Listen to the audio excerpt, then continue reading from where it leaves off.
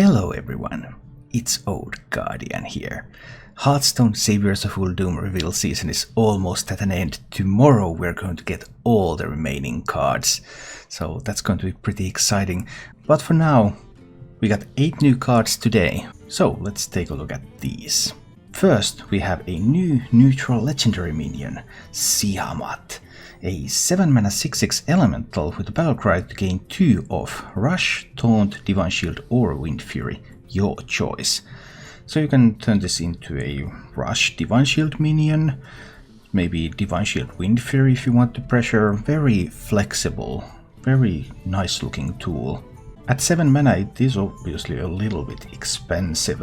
So I don't think this will be a Ziliax like auto-include in everything, because one of the upsides of Ziliax is that lifesteal and taunt and just the combination of all those keywords make it such a good choice in any possible situation, whereas with Siamat you only get 2 of the 4.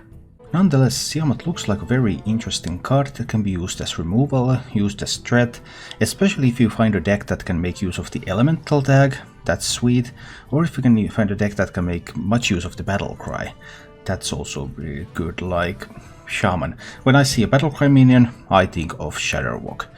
And Shadowwalk repeating this battle cry, I expect that it's going to work the same way Shadowwalk works with other battle cries generally, where there's a choose effect, which means that Shadowwalk makes the choosing for you, it's completely random. So you end up with any 2 of these. And depending on your Shadowwalk build, that may be a good thing or a bad thing. If you're running this sort of giggling inventor thing where you try to hide a giant Shadowwalk behind Anoyatrons, then it's a bad thing because you have a chance to pick up Taunt for the Shadowwalk, and then your Shadowwalk suddenly becomes your front line. But that doesn't have to be the only way you build a deck around Shadowwalk. So I think this still looks fairly promising. And then there's that elemental tag, so any elemental synergies. Not a card that we'll see play everywhere, but a card that has definite strengths and potential to be in multiple decks. Then there's a new Mage secret in town, and this is a big one. Flame Ward. A 3-mana secret. After a minion attacks your hero, deal 3 damage to all enemy minions. That is huge for a little bit slower mage. That's a very cheap board clear, just about the cheapest mage has access to.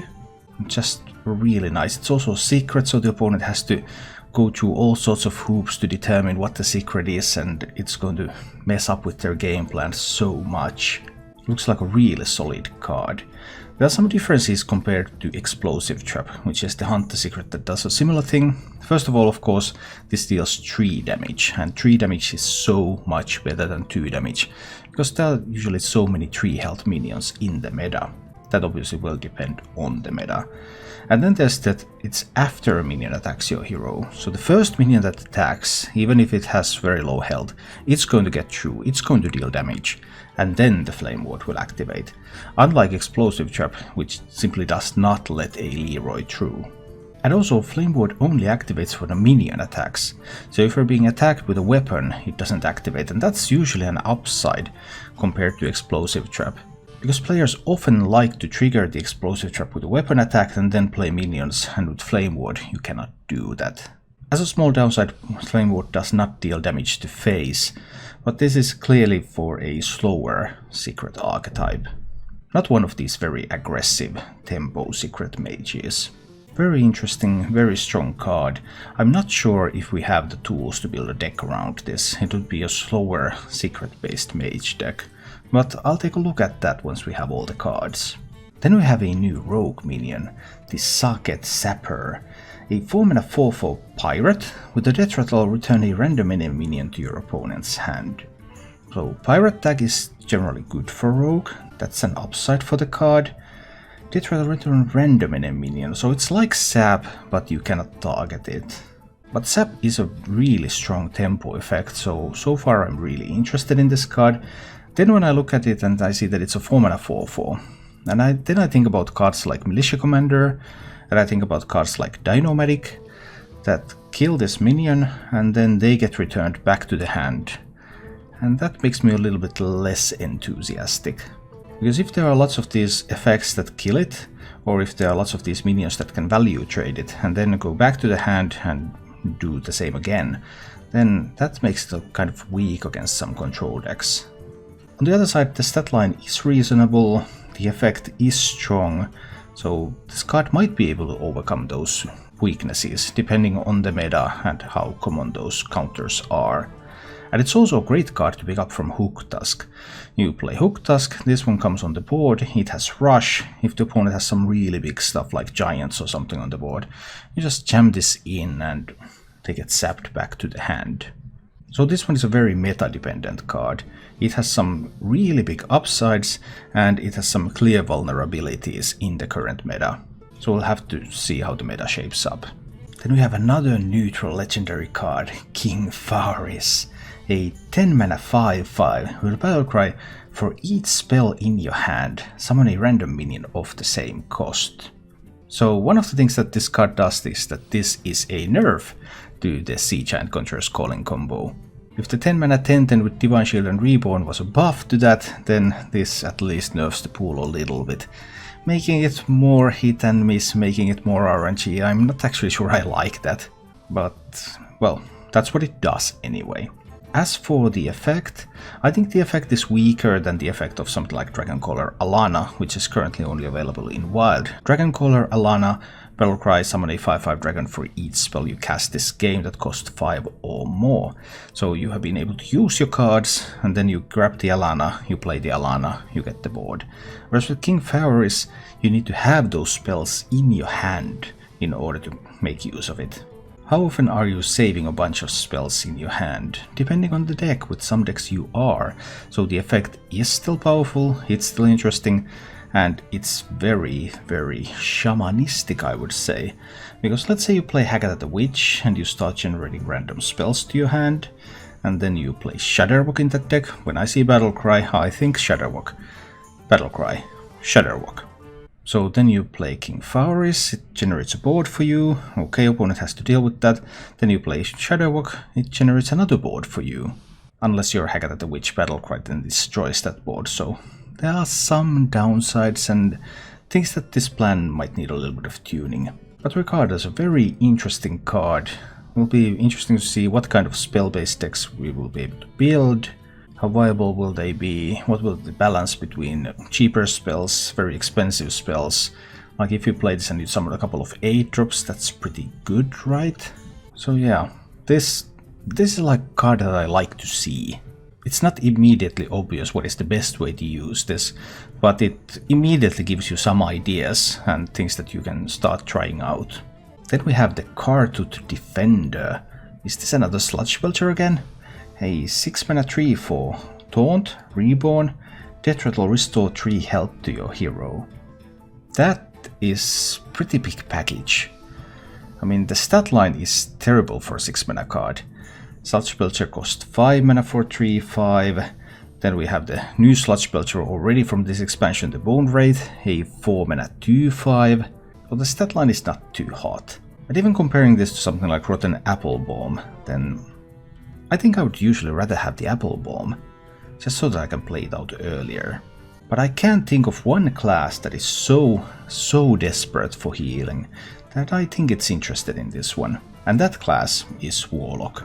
These control style Warlock decks, they are really desperate to find healing cards. And even though I don't think Kartut Defender is one of the best cards ever, it has the potential to heal you up a fair bit. And it puts a taunt minion on the board, even if it's a fairly small one. So it's something that Control Warlock might very well be interested in. We also got another new Priest card, and let me tell you, Priest is looking pretty interesting with this set. Not the way I would expect Priest to look like, but interesting anyway. Wretched Reclaimer, a 3 mana 3/3 with a Battlecry, destroy a friendly minion, then return it to life with full health. So you play your Grandmummy on turn 2. Let's say it doesn't get killed, so there it sits, that 1/2, and then you play the Wretched Reclaimer, you kill off your Grandmummy buffs the Reclaimer, so now you have a 4/4 Reclaimer on the board, and then you have a 1/2 Grandmummy with Reborn on the board, and then you have a 1/1 Grandmummy that has already depleted its Reborn effect on the board. We're talking aggression here, we're talking zoo style here, we're talking Leroy Jenkins, Wretched Reclaimer, on turn 8 for 12 damage burst here. I have built 2 priest decks before. During Rastakan's Rumble, 2 priest was actually a very viable budget archetype. I'm not sure how budget it's going to be this time around. Well, Reclaimer and Grandmummy are rares, they are not impossible to get. Leroy of course is a legendary. But that 2 priest approach, that looks like it's something really possible. And amidst all this, where does the High Priest Amet fit in? Because High Priest Amet, Reclaimer, there's also some mid-range vibes that are possible. So Priest is looking really minion based and zoo style. And it looks like it's going to be a viable deck. At least 1, maybe even 2. Another new card is a neutral rare card, Wrapped Golem, a 7-mana 7/5 with Reborn. At the end of your turn, summon a 1/1 Scarab with Taunt, and the Scarabs are 1-mana 1/1s with Taunt, and they are beasts. So this is highly reminiscent of the old League of Explorers card, Obsidian Destroyer, which was a warrior class card, 7-mana 7/7 with the same effect. Obsidian Destroyer never saw any play, it just was not strong enough.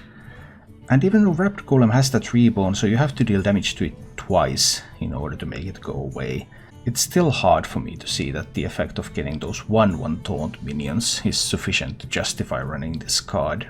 I don't think it's powerful enough. Finally, we have the new Priest Legendary quest, Activate the Obelisk. 1-mana spell, of course all quests are, it's going to start in the opening hand. Quest, restore 15 health, and the reward is Obelisk's Eye. A new priest hero power, 2-mana hero power, restore 3 health, and if you target a minion, also give it +3/+3. I was just talking about minion based priest decks and boom. That's something. The thing I'm most concerned about when it comes to this quest is, okay, so restore 15 health. How do you restore 15 health when you're playing a very minion-heavy deck? So that you can make much use of your hero power. This would be a great hero power for a zoo-style deck. Maybe you run something like Circle of Healing, maybe you run something like Divine Hymn, Potion Vendor. All sorts of these effects that heal a lot of things at once.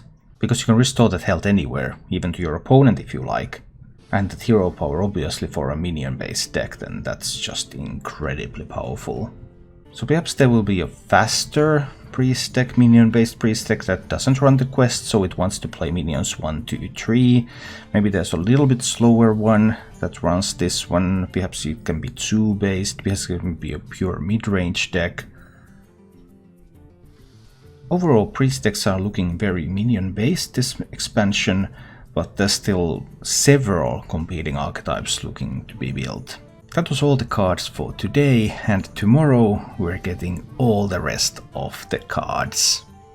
Thank you for watching. If you enjoyed the show, please click the like button and subscribe to my channel for more.